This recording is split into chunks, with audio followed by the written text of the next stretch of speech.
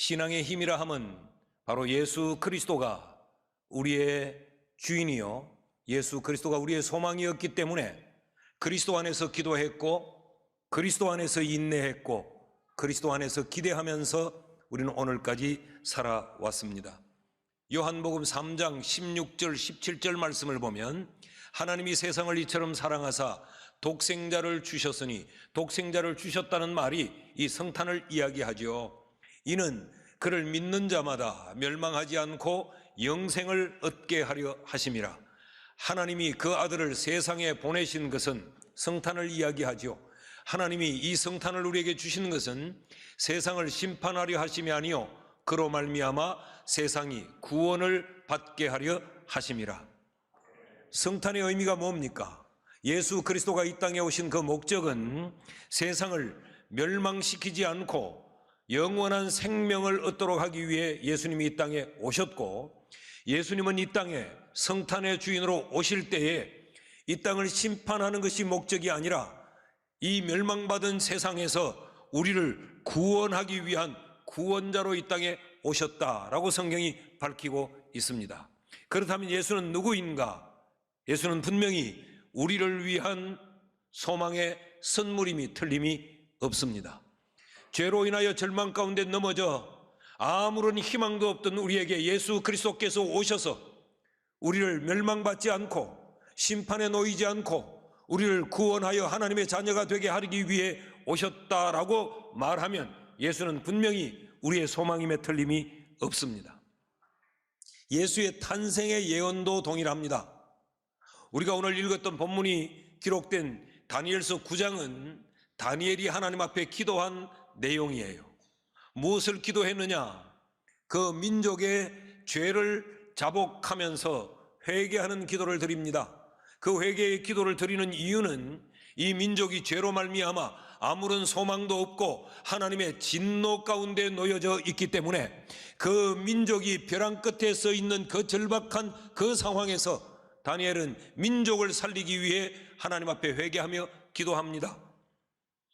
본문 5절에서 6절까지의 말씀을 보면 우리는 이미 범죄하며 패역하며 행악하며 반역하여 주의 법도와 규례를 떠나사오며, 소망이 없단 말이죠.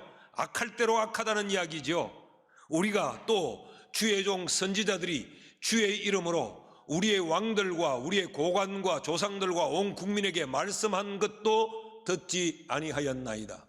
패역할 대로 패역했고 완악했고 죄를 밥 먹듯이 먹으면서 하나님의 말씀엔 귀를 막고 말씀과는 전혀 상관이 없는 삶을 사는 이 백성들이라고 지금 다니엘이 백성들을 정죄하고 있죠. 그런 백성들을 하나님께서 저주 가운데 버리시지 않고 하나님이 살려달라고 기도해요. 11절 말씀을 보면 온 이스라엘이 주의 율법을 범하고 치우쳐 가서 주의 목소리를 듣지 아니하였으므로 이 저주가 우리에게 내렸으되 하나님의 종 모세의 율법에 기록된 맹세대로 되어사오니 이는 우리가 주께 범죄하였나이다. 자신들의 실상을 변명하지도 않고 숨기지도 않고 다니엘은 하나님 앞에 적나라하게 드러내면서 회개의 기도를 드리고 있습니다. 다니엘은 이러한 죄를 회개하면서 하나님 앞에 회복을 간구합니다. 17절에서 19절까지가 그 내용의 말씀인데 19절 말씀만 읽어보면 주여 들어소서, 주여 용서하소서, 주여 귀를 기울이시고 행하소서, 지체하지 마옵소서, 나의 하나님이여 주 자신을 위하여 하시옵소서. 이는 주의 성과 주의 백성이 주의 이름으로 일컫는 바 됨이니이다. 다시 말하면 주의 백성을 다시 회복시켜달라. 하나님 버리지 말아달라. 저주 가운데 팽개치지 말아달라. 저주를 거두어달라. 간절한 기도를 드리면서 이스라엘 백성의 회복을 하나님 앞에 간구해요. 자, 이때에 하나님께서 이 다니엘의 기도를 들으시고 그 절망과 저주 가운데 놓여있는 이스라엘 백성들에게 희망의 선물로 예수의 탄생을 예언하십니다. 24절 말씀을 읽어보면 네 백성과 네 거룩한 성을 위하여 이런 이래를 기한으로 정하였는데 허물이 그치며 죄가 끝나며 죄악이 용서되며 영원한 의가 드러나며 환상과 예언이 응하며 또 지극히 거룩한 이가 기름 부음을 받으리라. 거룩한 이가 기름 부음을 받는다는 것이 예수 그리스도의 탄생을 이야기합니다. 예수 그리스도로 말미암아 너희의 죄가 끝이 나고 너희의 이 고통이 끝난다 라고 하는 이 말씀을 다니엘의 이 절박한 기도의 응답으로 하나님이 주셨어요. 그러니까 예수의 탄생의 이 예언 자체가 절망 중에 있는 자들에게 소망을 가질 수 있는 소망의 선물로 주어졌다는 말이죠. 예언도 절망 중에 소망을 가지도록 선물로 주어졌을 뿐만 아니라 이 예언이 성취되어 예수가 이 땅에 오심도 절망 가운데 있는 백성들을 구원하기 위한 소망의 선물로 이 땅에 오셨습니다. 그러므로 성탄은 뭐냐? 성탄은 고난과 절망의 세상 한가운데서 고난받고 절망 가운데 허덕이는 우리에게 소망의 선물로 주어진 우리에게 최고의 선물이 성탄입니다. 자, 성탄이 우리를 위한 이런 소망의 선물로 주어졌다고 하면 성탄은 구체적으로 우리에게 어떤 소망으로 선물되어졌을까? 성탄이 우리에게 소망이 된다면 무엇으로 인한 것이 우리에게 소망이 되며 우리에게 구체적으로 그 소망이 어떤 선물을 안겨다 주었는가? 오늘 구약성경 다니엘서 9장에서 배우려고 합니다. 그 첫째는 성탄은 우리에게 용서와 회복의 소망을 선물해 주었습니다. 지금 다니엘은 허물어져 내리는 그 민족, 내일의 소망이 없는 절망에 휩싸인 그 민족을 끌어안고 하나님 앞에 회개하며 기도하죠. 3절과 4절 말씀을 보면 내가 금식하며 베옷을 입고 죄를 덮어 쓰고 주 하나님께 기도하며 간구하기를. 얼마나 그 상황이 절박하고 처절했으면 금식하고 베옷을 입고 죄를 뒤집어 쓰며 하나님 앞에 기도하겠습니까? 내 하나님 여호와께 기도하며 자복하여 이르기를 크시고 두려워할 주 하나님, 주를 사랑하고 주의 계명을 지키는 위하여 자를 위하여 언약을 지키시고 그에게 인자를 베푸시는 이여 라고 하면서 하나님 앞에 지금 회개의 기도를 드리고 있습니다. 다니엘이 이렇게 절박하게 회개하며 기도하고 있을 바로 그때에 하나님은 그에게 천사를 보내요. 천사를 보내어서 그에게 절망 속에 있는 그에게 지혜와 총명을 주십니다.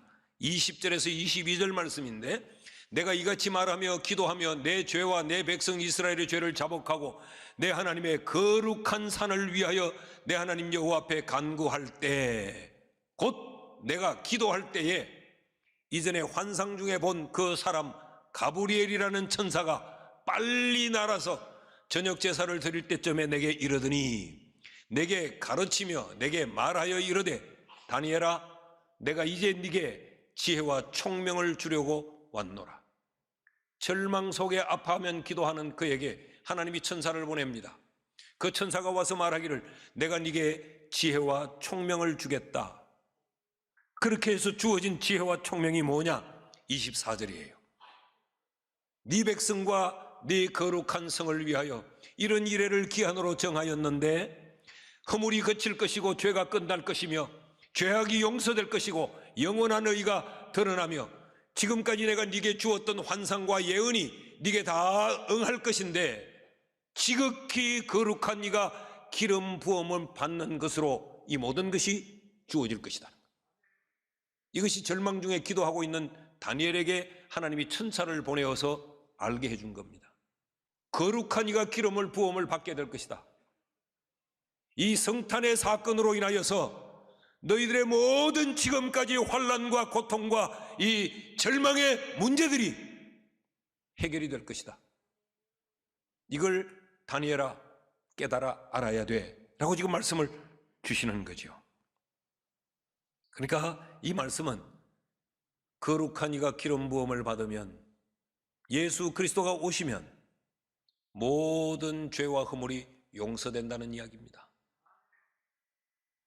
더 이상 절망할 이유가 없다라는 이야기입니다. 그래서 마태복음 1장 21절에 보면 예수의 탄생에 대해서 이렇게 말하고 있죠. 아들을 낳으리니 그 이름을 예수라 하라. 이는 그가 자기 백성을 그들의 죄에서 구원할 자이심이니라 하니라. 예수라고 하는 이름의 의미가 뭐냐? 죄에서 구원할 자, 용서와 회복의 주인이 예수라는 것이죠. 그러니까 성탄은 우리에게 무엇을 소망을 갖게 하느냐? 죄와 허물로 죽었던 우리에게, 더 이상의 그 어떤 것도 소망을 가질 수 없는 우리에게 죄에 대한 용서와 회복을 가질 수 있다고 하는 이 소망을 예수로 인하여 우리에게 선물하신 것이 바로 성탄입니다. 여러분, 이 땅의 최고의 절망이 뭡니까? 죽음입니다.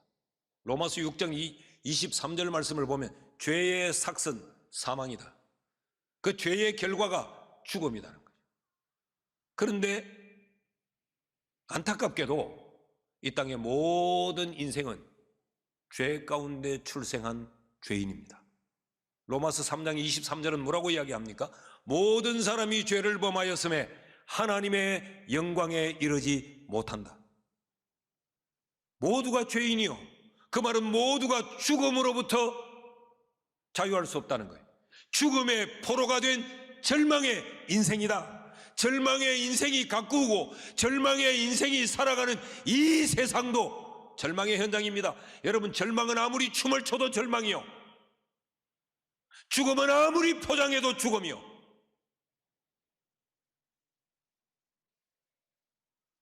사람은 죄 중에서 태어납니다. 그러니까 태어나 새로운 생명을 가졌다고 말하지만 사람은 죽음을 향해서 달려가는 거예요. 그러니까 그게 무슨 희망이 있고 무슨 소망을 가질 수 있겠어요? 이런 절망의 인생, 절망의 세상에 예수 그리스도가 소망으로 오셨습니다. 그래서 우리의 죄의 삭신, 사망을 예수님이 대신하여 십자가에 달려 돌아가셨어요. 그러므로 우리의 죄의 문제를 속량해 주셨습니다. 그래서 우리로부터 하여금 죽음으로부터 자유할 수 있는 영원한 생명, 영생을 우리에게 주신 것이죠. 로마서 3장 24절은 이렇게 말합니다.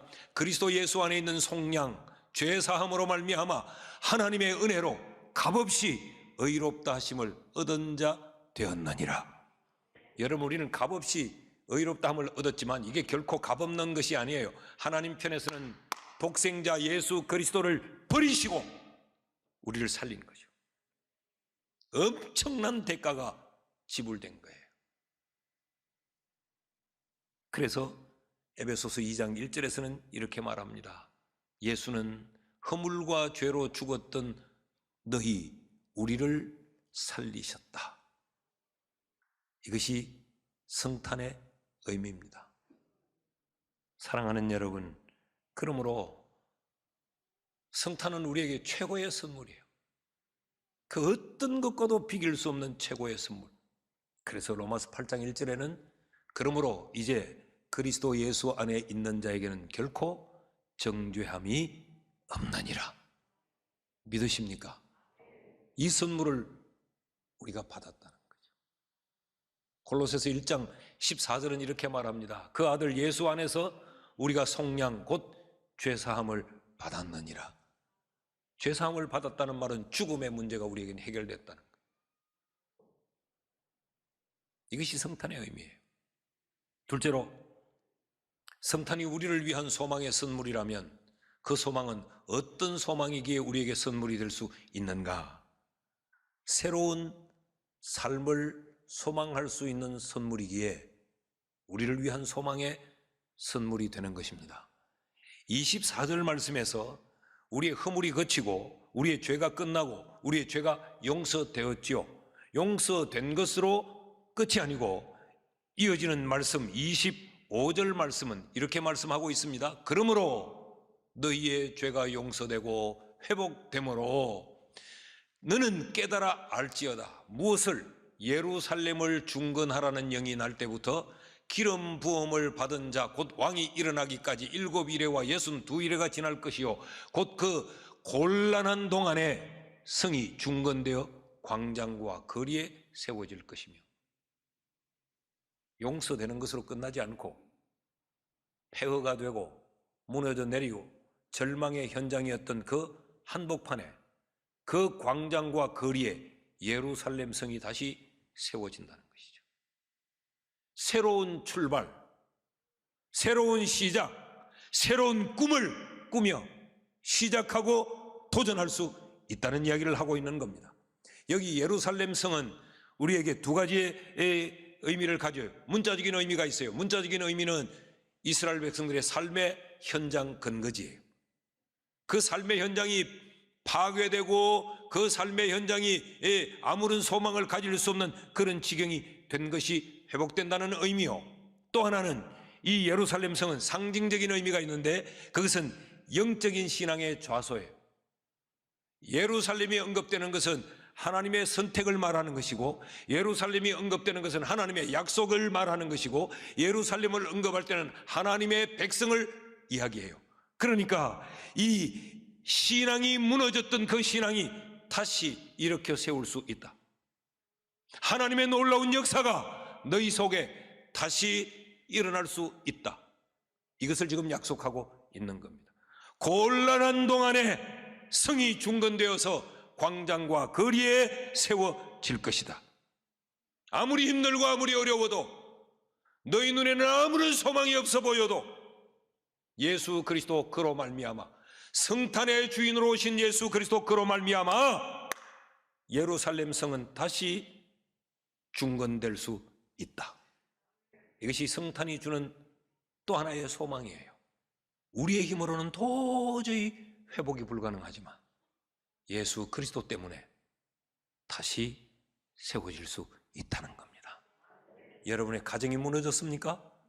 성탄의 주신이신 예수 그리스도를 힘입어 다시 일어설 수 있습니다.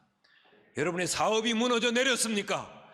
경기가 어려워서 세계 경제가 침체했기 때문에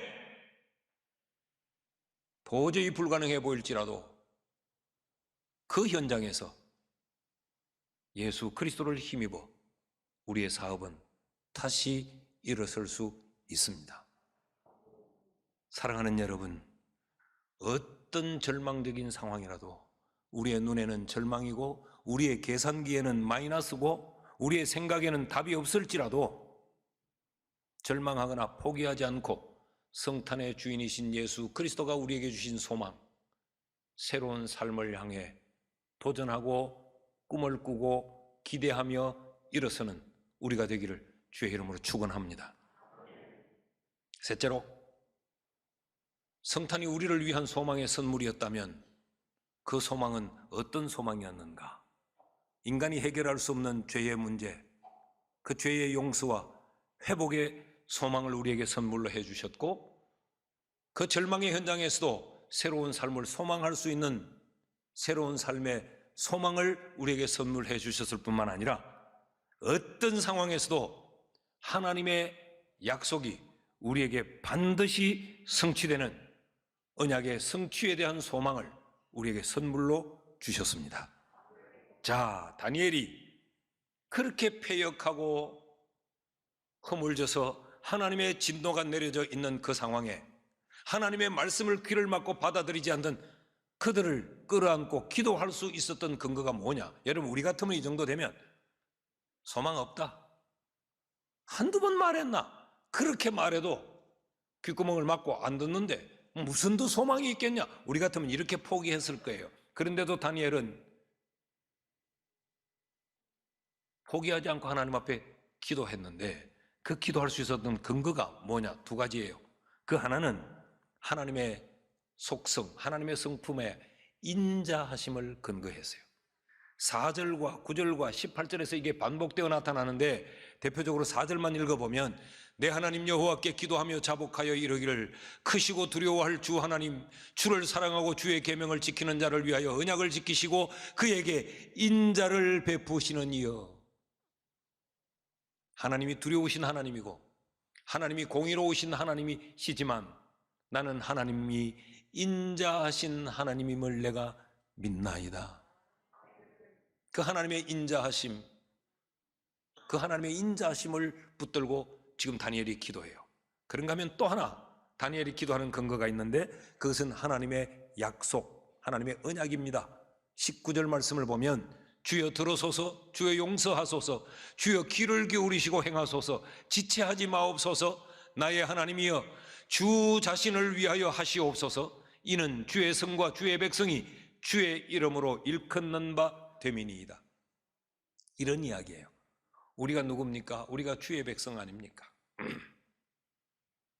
하나님이 이 성이 어떤 성입니까? 주께서 우리에게 허락하신 성이 아닙니까? 더 쉽게 말하면 하나님, 우리가 하나님의 약속을 받은 언약의 백성 아닙니까? 그러니까 하나님이여 우리가 하나님 백성 다 되게 해 주옵소서. 그 말은 하나님의 백성이 아닌데 백성이 되는 것이 아니고 하나님의 그 약속들이 우리에게 다 이루어지게 해 주옵소서. 그걸 기도해요. 예. 이걸 기도하니까 하나님의 응답이 뭐였느냐? 27절 말씀을 보면요, 여기 그가라고 하는 것 가지고 신학자들은 또 여러 논리들을 많이 펴니다. 또 그래야지 자기가 또 논문도 쓰고 그래야 또 자기 존재감도 드러내고 밥벌이가 되니까. 그런데 이 그는 예수 그리스도를 말해요. 그가 장차 많은 사람들과 더불어 한 이래 동안의 언약을 굳게 맺고 그랬어요. 언약을 굳게 맺는다. 이 말은 언약이 없었는데 언약을 맺는다는 말이 아니고 이미 맺었던 그 언약을 여기 맺고라는 말은 확정하고 그런 이야기예요. 이미 너희들에게 맺어진 그 약속, 너희들과 약속한 그 약속들을 그가 확정한다, 그가 성취한다, 그런 이야기예요. 누가 이렇게 하느냐? 그가. 언제 하느냐? 장차. 여기 장차란 말은 어느 이 약속이 이루어질 시점을 이야기하기도 하지만 이 장차라고 하는 말 속에 반드시라는 의미가 들어있습니다. 그분은 반드시 어느 시점에 하나님이 너희들에게 약속한 그 약속을 반드시 이룬다. 이게 다니엘에게 주어진 기도의 응답이에요. 신앙이란 바로 이런 것입니다. 오늘의 절망의 상황을 보고 사는 것이 아니에요. 그 절망의 현장에서도 반드시 이루어질 하나님의 그 약속을 붙들고 그 약속을 성취시킬 예수 그리스도를 믿으면서 사는 것, 그게 바로 신앙입니다. 세상 사람들은 이 예수가 없길래 삶의 현장밖에 못 보는 거죠. 절망의 현장밖에 못 보는 거죠. 패역한 사람들밖에 못 보는 거죠. 그러니까 그 길은 아무런 소망도 기대도 가질 수 없는 거예요. 그러니까 한숨과 탄식과 자살과 포기하는 것밖에 없는 거죠. 살아봐도 절망인데 살 이유가 없다. 그러니 자살하는 거 아닙니까? 답이 없으니까. 그런 믿음의 사람들은 또다시 말씀드립니다. 10개의 손가락만 쳐다보고 헤아리는 사람들이 아니에요. 무한하신 하나님이 우리에게 주신 그 약속의 말씀들이 예수 그리스도로 말미암아 정한 때에 장차 반드시 이루어질 것을 믿고 그 예수를 소망하며 사는 삶을 삽니다. 오늘 우리에게 이 삶이 회복될 수 있기를 주의 이름으로 축복합니다. 마태복음 1장 23절에 성탄의 주인이신 예수 그리스도를 어떻게 소개합니까? 보라, 처녀가 잉태하여 아들을 낳을 것이요 그의 이름은 임마누엘이라 하리라 하셨으니 이를 번역한 적 하나님이 우리와 함께 계시다 함이라. 성탄의 주인으로 오신 예수 그리스도, 그분은 왜 오셨느냐? 임마누엘로 오셨어요. 우리 가운데 오셔서 우리와 함께 하시는 거예요. 함께 하시는 그 예수는 하나님의 약속을 성취하기 위해 우리와 함께 하십니다. 믿으십니까? 이것이 성탄이 우리에게 가져다 준 위대한 선물이에요. 말씀을 맺습니다. 여러분, 눈앞에 보이는 것들로 두려워하지 마십시오. 세상적인 계산과 세상적인 시각에 포로가 되지 마십시오. 여러분 자신이 가진 보편적인 상식과 여러분이 가진 그 제한적인 지식과 온전치 못한 그 판단을 앞장세워 살지 마십시오.